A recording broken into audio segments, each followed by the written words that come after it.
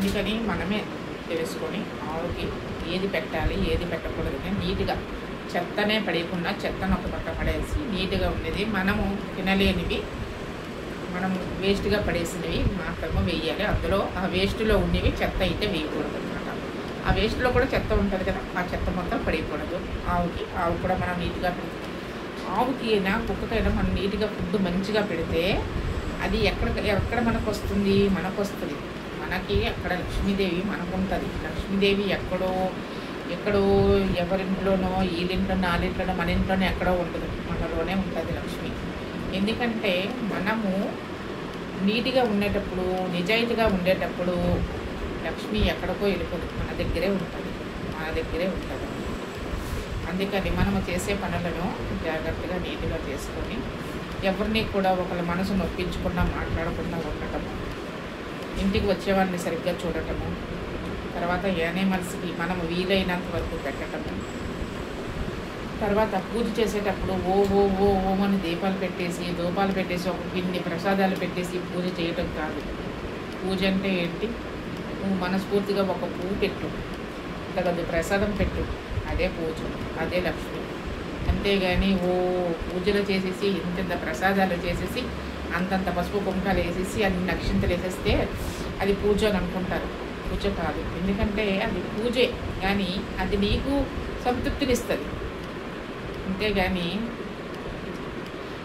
మన మనసుకి సంతృప్తినివ్వదు. అంటే లక్ష్మీదేవికి సంతృప్తిని ఇవ్వదు. మనము పూజ చేసేటప్పుడు పువ్వులు లేకపోయినా ఒక పువ్వు ఉన్నా పెట్టుకొని ప్రశాంతంగా ఒక చిన్న ప్రసాదం పెట్టుకొని హ్యాపీగా పూజ చేసుకొని హాయిగా చేయవలసిన పనులు మిగతావి చక్కగా చేస్తే లక్ష్మీదేవి కంపల్సరీగా ఉంటుంది. అంతేగాని నేను పూజ చేసాను కదా నాకు లక్ష్మి వచ్చేస్తుంది, లక్ష్మీదేవి ఉంటుంది అని అనుకోవద్దు. ఎందుకంటే అలా ఉండదు. మనము నిజాయితీగా ఉండాలి. నిజాయితీగా ఉండేటప్పుడు ఒకరికి సహాయం చేయగల గుణము మనకు ఉండేటప్పుడు లక్ష్మి ఎక్కడికో వెళ్ళిపోదు, మన దగ్గరే ఉంటుంది. అది ఇప్పటికైనా ఎప్పటికైనా, ఇప్పుడు కాకపోతే ఇంకో 2 రోజులు కాకపోతే ఇంకో వారం రోజులు, ఎప్పటికైనా లక్ష్మి మన దగ్గరే ఉంటుంది. మనల్ని వదిలిచి వెళ్ళలేదు కూడా ఆవిడ. ఎందుకంటే మనము నిజాయితీగా ఉంటే ఆవిడ వెళ్ళలేదు.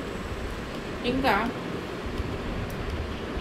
ఈ పూజలు పునస్కారాలు చెయ్యకపోయినా పర్లేదు. అయ్యో ఈరోజు లేట్ అయిపోయింది కదా, గబగబా పూజ చెయ్యాలి అక్కర్లేదు. గబగబా పూజ చెయ్యక్కర్లేదు. లేట్ అయిపోయినా పూజ చేయాల్సిన అవసరం లేదు. ఎందుకంటే లేట్ అయిపోయింది, పూజ అవ్వకపోతే ఏమైంది? శుభ్రంగా స్నానం చేసేసి దేవుడి దగ్గరికి వెళ్ళి దండం పెట్టేసుకుంటే అదే పూజ. ఎందుకంటే మనము నిజాయితీగా ఉన్నాము కాబట్టి మనము పూజ చెయ్యకపోయినా పర్వాలేదు, దేవుడి దగ్గర ప్రసాదం పెట్టకపోయినా పర్వాలేదు.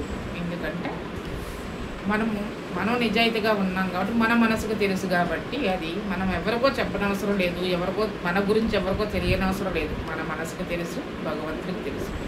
భగవంతుడు అన్ని చోట్ల ఉంటాడు. మనం ఎక్కడుంటే అక్కడే ఉంటాడు భగవంతుడు. కాబట్టి మనం చేసే ప్రతి విషయాన్ని ప్రతిదీ కూడా గమనిస్తూనే ఉంటారు. అందుకని మనం చేసే పని మంచిగా కరెక్ట్గా చెయ్యాలి. తర్వాత మంచిగా ఉండాలి.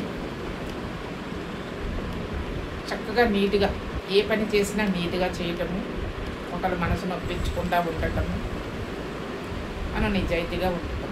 ఇవే మన కుటుంబ సభ్యుల్లో మన నలుగురిలోనే కాదు, మన నలుగురినే చూసుకోవటం కాదు, ఎదుటి వ్యక్తులతో కలిసిమెలిసి ఉండటం, వాళ్ళతో మెరగటం, అవన్నీ కూడా లక్ష్మీదేవితో సమానమే.